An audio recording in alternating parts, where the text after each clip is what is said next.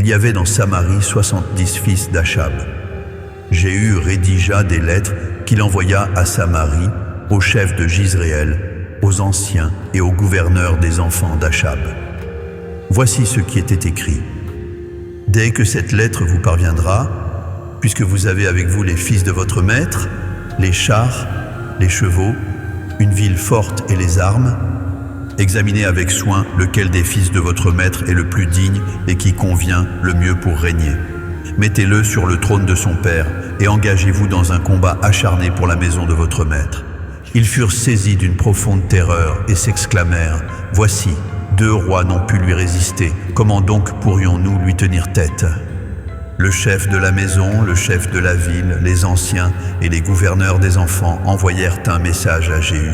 « Nous sommes tes serviteurs et nous exécuterons tout ce que tu nous diras. Nous n'établirons personne sur le trône. Agis comme bon te semble. » Jéhu leur écrivit une seconde lettre. « Si vous êtes à moi et si vous obéissez à ma voix, prenez les têtes des fils de votre maître et venez les déposer devant moi demain à cette heure, à Jizréel. » Or, les 70 fils du roi étaient confiés aux grands de la ville qui les élevait. Lorsque la lettre leur parvint, ils saisirent les fils du roi et égorgèrent ces 70 hommes. Puis, ils placèrent leurs têtes dans des corbeilles et les envoyèrent à Jéhu, à Jizréel. Un messager vint l'avertir en disant « Les têtes des fils du roi ont été apportées. » Et il ordonna « Déposez-les en 2 tas à l'entrée de la porte jusqu'au matin. » Le lendemain matin, Jéhu sortit et s'adressa à tout le peuple. « Vous êtes justes, voici moi-même, j'ai conspiré contre mon maître et je l'ai tué. Mais qui est responsable de la mort de tous ces hommes-ci? Sachez donc qu'il ne tombera pas une seule parole de Yahweh au sol, nulle de celles que Yahweh a prononcées contre la maison d'Achab.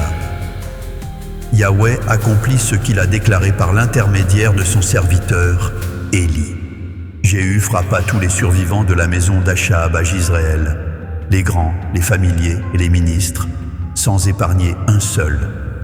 Il se leva et partit vers Samarie. Arrivé à la maison de réunion des bergers, sur le chemin, il rencontra les frères d'Achazia, roi de Juda, et leur demanda « Qui êtes-vous » Ils répondirent « Nous sommes les frères d'Achazia, et nous descendons pour saluer les fils du roi et les fils de la reine. » Jéhu ordonna « Saisissez-les vivants. » On s'exécuta, et ils les égorgèrent près de la citerne de la maison de réunion, tuant 42 d'entre eux. Jéhu n'en épargna aucun. En partant de là, il rencontra Jonadab, fils de Récab, qui s'avançait vers lui. Il le salua et lui dit « Ton cœur est-il aussi sincère que le mien envers le tien ?» Jonadab répondit « Si. » Jéhu reprit « Si tu es de même cœur, donne-moi ta main. » Jonadab l'attendit et Jéhu le fit monter à ses côtés dans son char. Il lui dit « Viens avec moi et tu verras mon zèle envers Yahweh. » Puis l'emmena dans son char. Lorsque Jéhu arriva à Samarie, il frappa tous les survivants de la maison d'Achab, les anéantissant entièrement, conformément à la parole que Yahweh avait transmise par Élie. Il rassembla tout le peuple et déclara « Achab a peu servi Baal, Jéhu lui rendra un culte beaucoup plus grand. » Alors il ordonna « Convoquez auprès de moi tous les prophètes de Baal, ses serviteurs et ses prêtres, sans en omettre un seul, car je veux offrir une fête solennelle à Baalak. Quiconque manquera ne survivra pas. » Jéhu agissait avec ruse pour éliminer les adorateurs de Baal. Il fit proclamer une fête en l'honneur de Baal et le peuple obéit. Des messagers furent envoyés dans tout Israël et tous les serviteurs de Baal accoururent sans exception. Ils remplirent la maison de Baal jusqu'à saturation. Jéhu dit au gardien du vestiaire « Dispose des vêtements pour tous les serviteurs de Baal. » L'homme s'exécuta, distribuant des vêtements à l'assistance. Ensuite, Jéhu entra dans la maison de Baal avec Jonadab, fils de Récab, et ordonna aux serviteurs de Baal « Assurez-vous qu'il n'y a ici aucun serviteur de Yahweh, que seuls les adorateurs de Baal soient présents. » Les hommes entrèrent pour offrir des sacrifices et des holocaustes. Jéhu plaça à l'extérieur 80 hommes en leur disant que quiconque laissera fuir l'un de ces hommes paie de sa vie. Quand les sacrifices furent accomplis, Jéhu commanda aux coureurs et officiers: entrez, frappez-les sans épargner personne. Obéissant, ils passèrent les hommes au fil de l'épée. Les coureurs et officiers traînèrent les corps hors du temple avant de se diriger vers la ville de la maison de Baal. Ils sortirent les statues de la maison de Baal pour les incinérer.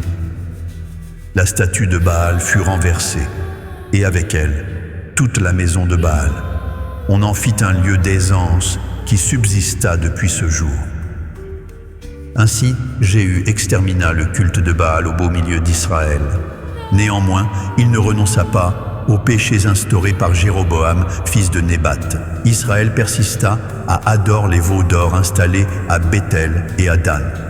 Yahweh dit alors à Jéhu: parce que tu as mis en pratique ce qui est droit selon ma volonté et exécuté mon jugement sur la maison d'Achab, je te promets que tes descendants siégeront sur le trône d'Israël jusqu'à la 4e génération. Cependant, Jéhu ne s'appliqua pas à suivre de tout son cœur les voies de Yahweh, Dieu d'Israël.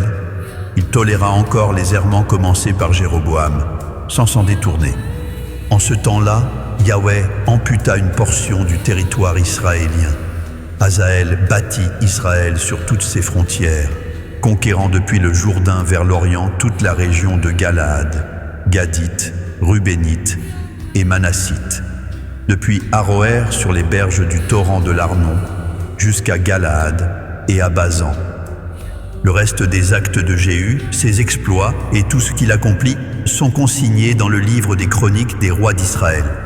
Jéhu s'endormit avec ses ancêtres et fut enterré à Samarie. Son fils Joachaz lui succéda sur le trône. Jéhu régna 28 ans sur Israël depuis Samarie.